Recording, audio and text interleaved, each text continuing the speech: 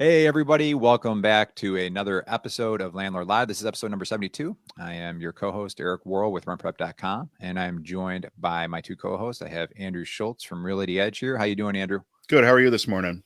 I'm doing pretty well. It's a little warmer out here in the Buffalo area. We're in the 30s, so that's we're good, supposed to get into the 40s today. It's super exciting. Ooh. Get your shorts out, kids. Yeah, right? Yeah. I don't know about you guys, but my parents are snowbirds, so they moved to Florida in the winter now 2 years ago. So it's super obnoxious anytime I talk to them during the winter because they'll be like, "Oh, it's 75 here. I'm in the Lanai having coffee." That was this morning, so I'll make sure they get this episode so they know that I talked about them. I'm following your footsteps, Jennifer. Well, I know my folks are in Arizona. They told me yesterday, "I'm sweating." That's what they said. It was -6 here. Yeah. Yeah. What are you going to do? You know, we live in the Northeast. So sure. On today's episode, we have four recent news stories we're going to be covering here, and we can kind of jump right into it. We got a pretty outlandish one to start with. So this one that I'm putting up on the screen right here is talking about, I just moved you guys off the screen here. I don't want to do that, but I'll pull it up here. This one is talking about an ESAligator that is in a senior retirement living home. So I'm going to put it up on the screen here. You guys can kind of see a picture on the screen. Basically, this is a 4.5-foot emotional support alligator, and it's in a senior living facility. I think it's 60 and up in the particular facility. You can kind of see a picture right here. And yeah, one woman approached it cautiously to have her picture taken with Wally, apparently is the alligator's name. She said, "I'm not scared of snakes, but that thing has a lot of teeth." Yeah, you gotta love that. You guys ever heard any stories like this? I feel like they pop up every 3 to 6 months, right? Andrew, anything you've heard on? This reminds me of, I think it was either a peacock or an ostrich that they tried to fly on. It was either a United or a Delta flight or something like that. And it created the big hubbub back at the end of last year.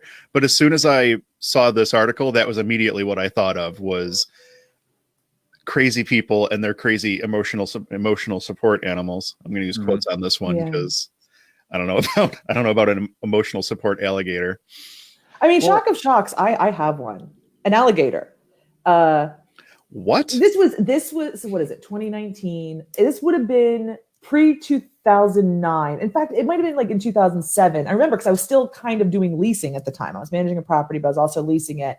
And this guy called and he had, I want to say it was like a 5 or 6 foot alligator, and it was his pet, and he just would not stop pushing. And I remember, like, I went down the road of like, where does this thing live? Like, where does it go to the bathroom? And he told me this whole story about how he gives it a bath, and like, that's when it goes to the bathroom. It was a whole thing. But anyway, I remember like we declined it and he tried. But back in 2007, you have to know, like, it wasn't the same as it is now. The guidance that HUD had put out wasn't out. Anyway, it was apartment communities I worked in. So we called, and this guy was calling every community asking the same kinds of questions. So he seemingly legit had an alligator, but I never met him. But he tried. Did he say it was an emotional support animal, or is he just saying it was a pet? I remember there was like we're going back so long ago, but I remember like at first it was a pet, and then like the calls kept coming from him. And this happens when you won't take the certain kind of animal, then all of a sudden it's a therapy animal and this sort of thing. But yeah, but I mean, it never got to like a property showing stage. Like, Margaret's got a good question that she had here. She said, "What do you do if a potential tenant shows up with an ESAligator? I mean, how would you handle that? I guess like every other ESA situation." You should you should follow your written process. Yeah. Now, an interesting thing about this article, and it mentions that he got an internet certificate for this alligator. I saw that, yeah. Okay. Well, Pennsylvania, I want to say maybe it was the first of the year or sometime in December, our Assistance Animal Integrity Act went into effect. So our legislators passed a law that says that there's now, I think, up to $1,000 penalty for falsifying or and otherwise misrepresenting a disability. And it allows us landlords, and I suppose the other people who evaluate these things, to now say that these internet certificates are not, if it's not based on credible in-person treatment or continuous treatment with the patient, then we don't have to accept it. So kind of specifically writing out those internet things. Yeah, I think the in-person thing obviously is the huge piece of that, because I went through this process and went through one of the major, online certificates, and it was somebody in, I think, San Diego who was going to diagnose me. And I was just like, well, I guess you can do it a little bit, but if it's obviously just And set they're up in a way. licensed, by the way, in all different kinds of states. Right, exactly. Eric, weren't we trying to get an ESA letter for a pet rock last Yeah, it year? didn't work out. Didn't work out. We weren't able to get the ESA for the pet rock, but I think they saw through it. I don't know Did they how. refund you? What? Did they refund you? Yeah, I think they did. Yeah. that was part nice of them. part of their nice. part of their shtick there. Yeah. Okay. Yeah. See, they're not crooks. Y'all are liars. Just saying hello to Debbie. It's a good reminder too. If you guys have any questions, just like Margaret or Debbie, you can always chime in and put your questions or comments in the article or based on the articles that we're going to be pulling up on the screen. So I think we covered the ESAligator. I'm sure there'll be another one. It'll be something that'll be either airplane or landlords dealing with. So did you guys notice in that article? I made a couple of notes. Did you guys notice that this guy was a bull rider at age 10 years? No. And he also had a TV show on ESPN from 89 to 2000. Well, I did say that I feel like his particular brand of disability might be related to attention seeking. Yeah. It might be. He seems to have a flair for getting attention. Like running around an alligator in nursing homes. Yeah, right? Yeah.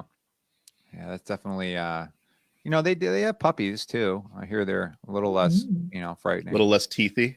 Yes, less teethy. So the article that we're featuring now on the screen, this is talking about landlords in Jackson, Mississippi. It comes from mlive.com. I'll pull it up here. We'll give a little credit to them.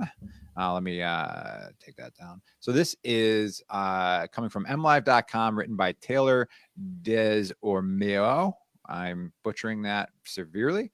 But basically what it's saying here is that in Jackson, Mississippi, tenants have a matter of hours to find a temporary home when a city of Jackson inspectors shut down rental properties.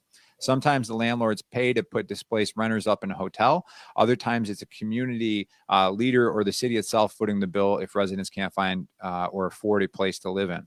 So a new City of Jackson ordinance, however, would require landlords to set up and pay housing costs for displaced renters for up to 3 months. Tenants wouldn't have to pay rent. The mayor said that the renters who caused the property to fail inspection aren't eligible. So that's good that they have that in there. Just kind of scanning down a little bit, I feel like there was some other information in here. Once properties are back in compliance, the renters of those properties get the first chance to move back in, the ordinance says. So from reading through this article, Jen, I'll start with you this time. What struck you about this article about Jackson, Mississippi here? Well, 3 months is such a long time. I mean, it just seems like the guarantee of having housing paid for 3 months seems like a little long. And I like that you're right. I mean, when codes is enforcing these ordinances in terms of condition of the properties and mandating that, it does stink because they are making the tenant homeless when they condemn the property. But on the other hand, condemnation is not immediate. They truly are not only getting a couple of days notice. And I'd rather see, I mean, this was just the first readings. This is by no means passed. They approved the first reading. And so maybe a blend of like the codes department has to give so much notice to the tenant, and maybe like they're allowed to break their lease from that point, and so that they could relocate them. So I don't know. There's a mix of things, but I think what they're trying to do is noble. They're trying to keep the property standards maintained, and they're trying not to have homeless people at the hands of codes, Yep. Andrew, what were your thoughts reading through this article? So there were kind of two things that I'd pulled out of here, and they were actually the two things that you'd identified as well. The first was if the tenant's responsible for causing the damage, then they're not eligible for the relocation assistance, which leads me back to make sure that you have good documentation as to what the property looked like when the tenant moved in, or if it's an inherited tenant, when you do your walkthrough, when you meet the tenant initially, try to get some photos of the unit so you know what condition it's in at the time that you took over management on the property, because that seems to me like a very, very easy way for this to become a he said, she said situation. The tenant causes the damage and then says, well, I didn't do that. And if the property owner doesn't have proper documentation showing the condition of the home or the property beforehand, I see where that could turn into a he said, she said very, very quickly. And then the other thing that kind of piqued my interest was the right of first refusal that they're building into it, where they're discussing if you have a tenant that is displaced from a property and they're in this apartment, they're in a hotel for 3 months, bringing that tenant back in and putting them back in the property, on a right of first refusal thing. Number one, what tenant's going to want to be back in that exact same situation with an owner who's already had compliance issues in the past? And number two, going back to the previous point, if it's a he said, she said situation, tenant sits there, causes a bunch of damage, court doesn't see it that way, demands that the property owner put somebody into like a relocation or a hotel or something like that, then the tenant gets to come back and do the whole thing all over again. That could get really messy too. So it's, it's for a first reading. I think it's interesting. And I think that there is a place and a logic for it, but I think that it needs to be, kind of sussed out a little bit more and really analyzed to see what the best way is to implement it. Yeah, I feel like as far as the relationship between landlords, property managers, and tenants, sometimes it can be difficult, especially if there's not good documentation and communication. But like you were saying, this particular situation, you're going to ask some city official to come in and start making determinations on how that damage was caused, who's liable. And based on what they say, I mean, I don't know what quality of hotel you'd have to put the renter in. But even if you're looking at $50 a day, you're looking at $1,500 a month that you're going to be paying to put this renter in. Mm-hmm. And I mean, if it's not uncommon for people to try to play the system. And if you think, what, I can get free breakfast for 3 months in a hotel, I'm going to call the city official here and I'm going to, kick a pipe in or something. It's not unrealistic to think that may happen. And even if they do side with the landlord, you're still dealing with the fact that damages were created by the tenant to get out of their current living situation. So, right. Yeah. Well, and the other question is, so what if the landlord doesn't pay? Right. So if the city is going after a landlord for not maintaining habitable conditions and they condemn the unit and the tenant gets displaced. I mean, if this owner isn't going to fix his own property and allows it to be condemned and have essentially a tremendous loss of value, what says they're going to even put up the $1,500 a month to put them in a hotel of any kind? Like, or else what? What happens? Are you jailed? Or you put in landlord jail? It sounds like the city is picking up the tab initially and then back billing it to the owner somehow. I'm willing to bet if it doesn't get paid by the property owner, that it probably gets reassessed into taxes or a lien or something like that. Yeah. Okay. I don't know. It'll be interesting to see what happens with that, if it gets passed or if it kind of, does the usual process of stirring up a bunch of people and then nothing happens. Oh, just take the property from them like New York City's doing. Yeah, right. I know we've got a few people in the group that have commented on that. I've got some private messages from people just venting about it, and I'm like, "Hey, I don't run New York City, so sorry about that." Yeah. Really interesting story here that came from reason.com. It's talking about Oregon is likely to become the first state to adopt statewide rent control. So I will bring this article up on the screen and give credit where credit is due. Again, this is from reason.com, written by Christian Brichigi. I really love having to pronounce these names. I don't do very well with it, but it's talking about as home and rental prices rise across the country, more and more locals are giving serious consideration to a policy long denounced by economists, rent control. So this includes Oregon, which increasingly looks like to become the first state in the country to adopt rent control statewide. So the bill that they're introducing is SB 608, which would forbid landlords from increasing rents during the first year of a person's tenancy and would cap future rent increases at 7% per year plus inflation thereafter. So these caps would apply to all rental properties, save for those built within the last 15 years, and for landlords who are providing reduced rents as part of some sort of government housing program. One of the things I thought was interesting is it said that economists' chief complaint about rent control is that it reduces the return a landlord or developer can earn from throwing up new units, meaning you'll wind up with fewer overall units, worsening housing affordability in the long run. There's a lot to this article here. Jen, we'll start with you. What were your thoughts when you were reading through this article on rent control being introduced potentially in Oregon? I concur with the economists that in general, rent control does limit the new housing builds and therefore creates less supply and increased demand and prices go up. In general, I mean, you hate to concede at all on rent control, but this particular one doesn't look so bad. You're limited to 7% plus inflation. So what, like 9% a year? And it's wiped when you have a turnover in tenancy. So you can, maybe have a 5-year tenant do a turnover and get it back up to a market rent. And that is a market where those kinds of increases, I think they do see, but they said in the article, they didn't see a lot of pushback. The only other thing if I was a landlord, I would be really pushing for, then put a cap on tax increases. Yes. If you're really that concerned about housing affordability and housing availability, then you control your expenses related to the housing. That's what I would say. But I mean, that might be, I don't know what the economists say about that. Yeah. Well, I'm reading here off the screen. It said a 2018 Stanford study of rent control in San Francisco found that the city's supply of rental housing fell by 15% as owners converted their rent control properties into pricier condos. Citywide rents went up, not down. So that's one pretty recent study. Andrew, what were your thoughts when you're reading through this article on potential rent control in Oregon? So there were a couple things that I pulled out of the article, and the first one, the 7% cap plus inflation. Yeah, you're looking at like a 9 to 10%, maybe 11 or 12% increase on a yearly basis, which doesn't sound too bad. But exactly what Jen, thank you. Holy cow. Exactly what Jen had said. Oh my God, Jen, I'm so sorry. I thought that's what you were going for. I am so embarrassed. No, Oh, you know I'm how gonna many wear a times it's name happened tag. to me. When I'm doing the introductions, I'll go, "Hi, I'm Eric." These are live, right? Oh, crap. We need a new co-host. One who can No, you remember know what? names. My phone rang in the middle of saying that, and I glanced at it, and her name was Michelle, and I wasn't about to call you Michelle. And I'm like, oh God, what is her name? You are forgiven. Don't worry, guys. We can just edit this part out.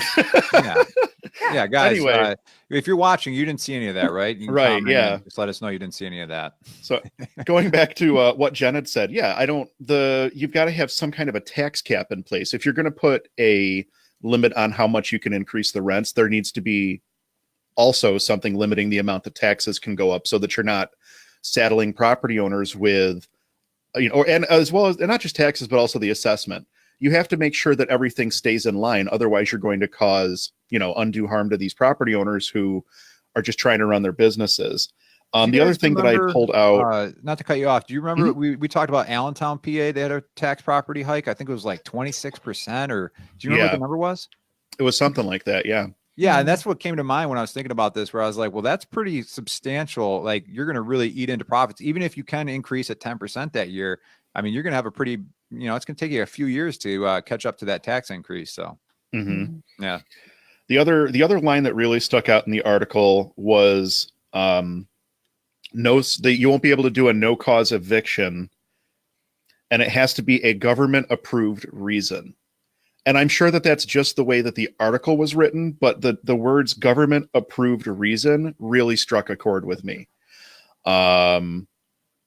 What are the reasons the government's going to let you evict? And that's you're really opening up a can of worms there. That could be super, super, super dangerous. It's basically government interference with private business at that point. I feel like that's an issue. Jen's got an opinion on that. No, I'm just agreeing. I'm just making these faces because I didn't actually consider that much when I read it. That exactly what you brought up. What's your name? Is it Grant? Or, You can call me Grant. Oh, okay. All right, Grant. Good to meet you for the first time ever. No, I just didn't consider the government approved reason. And is a no cause eviction essentially a lease termination? Is that just a vocab difference? That's kind of what I was wondering is what are they considering a no cause eviction? Are you saying that you have to have, are you saying that you can't just terminate a lease at the end of the lease term and say, I don't want to renew you? Or is it you have to have, you can pick from one of these 5 reasons that we're going to allow you to remove a tenant, non-payment, I mean, of all the areas of the country where it's very tenant friendly, the Pacific Northwest is an extreme. I actually just heard a podcast with Kelly Tollefson. I can't remember the name of her company, but she is the treasurer of NARPM, the organization I belong to, and hopefully you, Andrew, will belong to soon. You mean Grant? Yeah, Grant. Anyway, she was talking just about security deposits in that podcast, but she was talking about all the different limits they have on move-in charges and security deposits and all these things. I bet there is some kind of control where lease termination is either not possible or limited.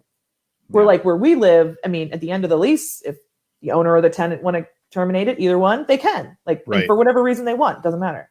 Mm-hmm. I want to say it's Portland, Oregon, too, that they've already got it in place. If you evict a tenant, the landlord is on the hook for the moving costs to the new rental property. Yeah, I think we talked about that a couple of weeks back. If you evict a tenant, or if there was something to do with maybe if it was a no cause eviction, you had to offer them relocation assistance or something like that. It's just getting, how much you're going to saddle a property owner with. You've got to remember that most of these property owners they might own one duplex and they live in half and they rent the other half out. It's not like these are all multi-millionaires with deep pockets and everything else. How much are you going to saddle a private citizen with, the individual landlords that basically build up most of the property investors in the country. You got to be careful. Pile on, those private landlords are the ones taking the worst tenants, because the larger operations, the companies, are using services like rent prep and things like this. They're screening their tenants. So they're getting a better quality tenant from the jump. The private landlord in general is getting a lower class of tenant, and therefore they have a riskier investment. And now you're saddling that with this. Ooh. Yeah.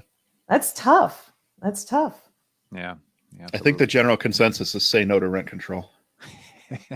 Surprise, surprise, any rent prep for landlords. Yeah, right. Yeah, right. So this last article we have here, this is, you got to have a crazy story from the Silicon Valley once in a while. We all know the rents are crazy there. Well, one landlord is currently renting out a $1,500 studio to 2 cats.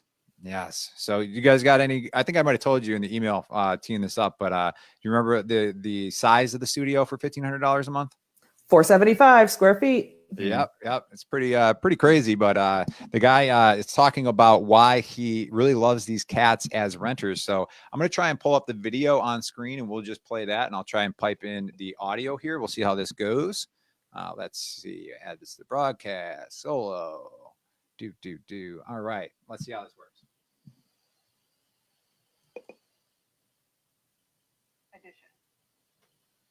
This is Louise, Tina, and their Silicon Valley crib. They don't drink. They don't smoke. They don't play loud music. David Kalish couldn't be happier with the 2 tenants renting the 425 square foot studio behind his home for $1,500 a month. But before your jaw hits the floor, the average studio in San Jose rents for around $1,900, according to Rent Cafe. It's not been my lifelong vision or dream to have cats as tenants. It just worked out that way. Kalish was going to use the space outfitted with a bathroom, sink, and TV for Airbnb, but his friend's daughter was leaving for college, and with her father moving, they needed a place for her pets. I don't have that high standard of like, wow, my cats need a whole house to themselves, but that's just kind of how the card turns out. Victoria Miss' father pays the rent. Once word got out about the kitty crib, the criticism rolled in. The Bay Area is in the midst of a housing and homelessness crisis. Many people feel this space could be used for people. We'd much rather have people in here that could actually use the place. But like I said, it's so small and there's not much use for it. I stay in there sometimes. My dad will stay in there sometimes. So it's, it's a shared little space. That doesn't seem to be permanent. Amit is a freshman and hopes to take the cats when she moves off campus. Until then, Louise and Tina have to abide by their lease. Jovina Fortson, ABC 7 News. I don't know. You guys have seen Anchorman, right? Mm-hmm. I feel like there's one part of the movie where he gets the squirrel assignment and he's like, oh, I got to talk about squirrels. I feel like this reporter's probably the same thing. Like, I got the cat story.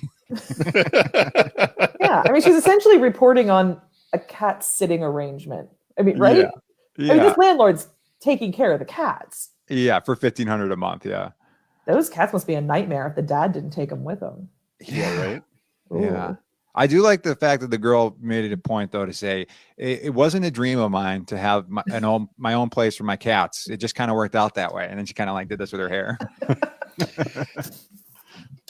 I don't think I like any cat $1,500 a month worth or whatever, $1,400, whatever it was. Like, that's crazy to spend that just to keep your cats in a vacant, otherwise vacant space.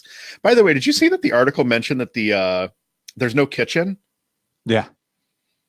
So I wonder if that's even like a legally rentable space as a studio apartment with it not having at least a partial, like a kitchen. I don't know. They said they had a sink. I saw a sink in like one cupboard up above, but without having at least hookups for a stove or maybe a mini fridge or something. I don't know. Yeah. I lived in an apartment smaller than that with no kitchen in college.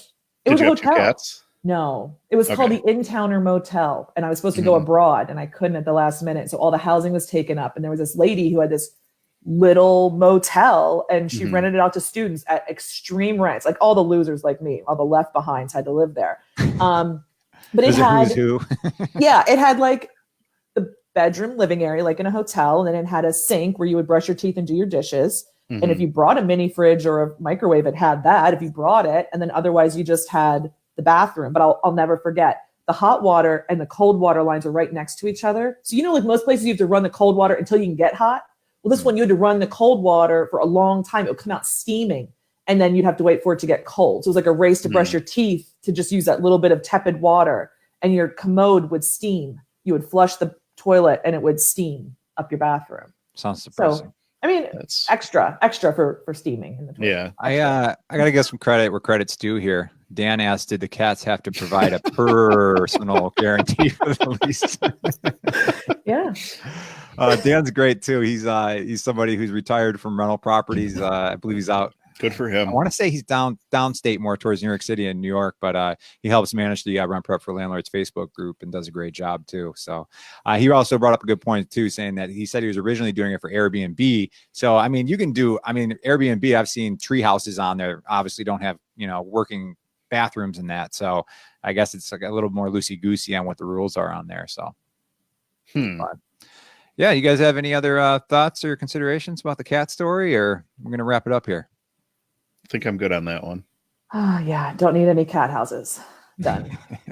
All right, just because I think it's funny, I'm going to finish it with Dan's comment there on screen. So that wraps up this episode of number 72 of Landlord Live. I am your host, Eric Worrell, joined by Garrett. Brad? What was the name you went with? We got Michelle and who? Grant, I think. Yeah, Grant and Michelle. So that does it for this week. Until next week, I'll see you guys then.